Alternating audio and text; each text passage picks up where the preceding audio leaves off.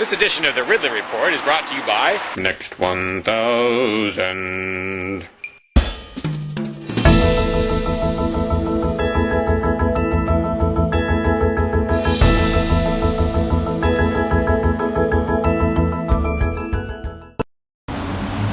Anticipating an arrest. Free Staters. Here to witness what's about to happen to two of their friends.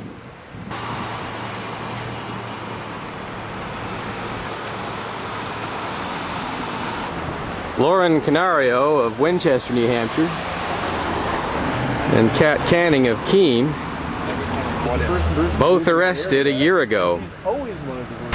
Both arrested for the same crime, quote-unquote crime, demonstrating in an IRS lobby.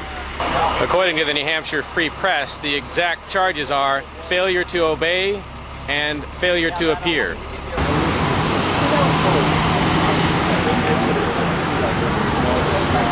I'm standing here with Jim Johnson, who is Lauren Canario's wife. How many times now has Lauren been arrested for civil disobedience in New Hampshire? To start with, I'm her husband. Didn't I say that? Well, did I say boyfriend? No, wife. Oh, did I? Sorry. I was trying to say she was your wife. Well, let's see. All right. Three times in New London, the once at the IRS building, which is why she's in court right now. And then there was the incident at the U.S. Marshal roadblock, which the lawyers are trying to dig up stuff to add to what she's in court for today. She tried to breach a roadblock, basically walk through a roadblock in northern New Hampshire. Illegal roadblock. They were handing out a red piece of paper that said you couldn't go on the Browns' property. Well, that doesn't mean you can't go down the road. Yeah. They were blocking the road, so Lauren gets out of the van and just starts walking down the road.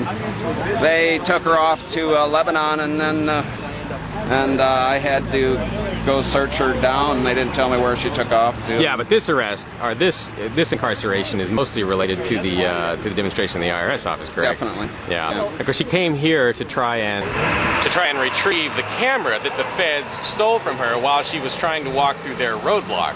That was about a year ago. She's been trying for a year to get it back. They keep saying they'll give it back to her, but they never do. The one kind of concerning thing for me, and a culpability that I kind of feel, is that she had put out a note a few days before she was arrested saying, "Hey, I need help getting my camera back," and I had not gotten around to doing anything about that. I think 2 days had gone by, and I started getting this brainstorm. Maybe I'll do a video about it. Maybe I'll call Marshal Monier, but I hadn't planned on coming over here and actually trying to get it back for her. And she actually came and did it herself, and so I feel a little bit bad about that. But Jim, how hard is this on you to have her in jail like this?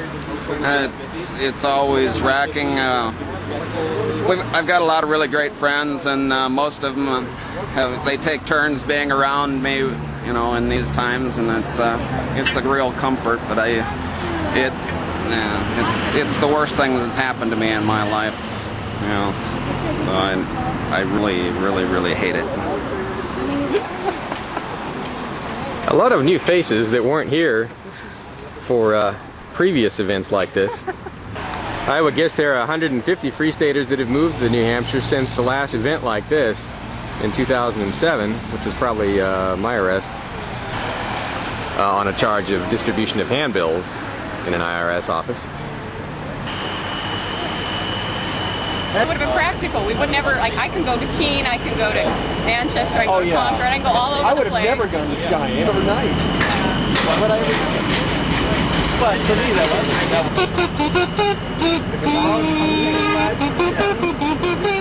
well, the Gonzales flag, it started with It might seem inappropriate to have such a carnival atmosphere surrounding an arrest of one of our own. Thinks that that this is what Lauren would want. And Kat is here. She might get arrested. She seems to want this too.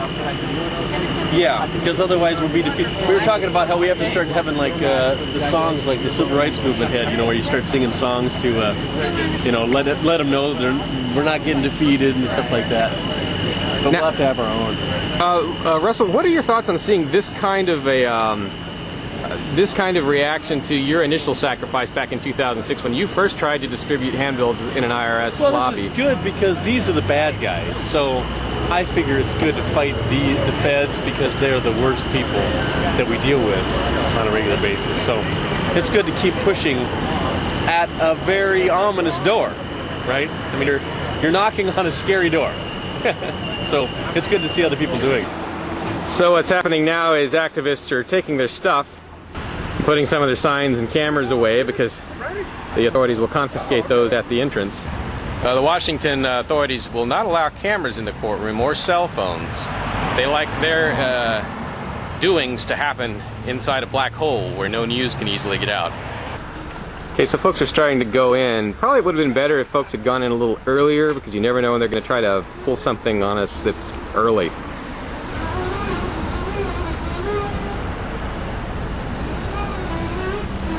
Now, Kat Canning may be going in here for days or weeks. We don't know what's going to happen to her. She was wanted for the same charges as Lauren is wanted for, basically. So in she goes to the belly of the beast where she cannot be photographed. This arrest will happen in the dark. And now, after turning over my electronics to our folks outside who are going to wait outside, I'm going to go in with a pen and paper and see what I can do. So these three will hold our electronics while the rest of us go inside. They'll hold the contraband items so the feds don't have to. So into the backpack my camera goes, and when it comes out I'll have some more news for you.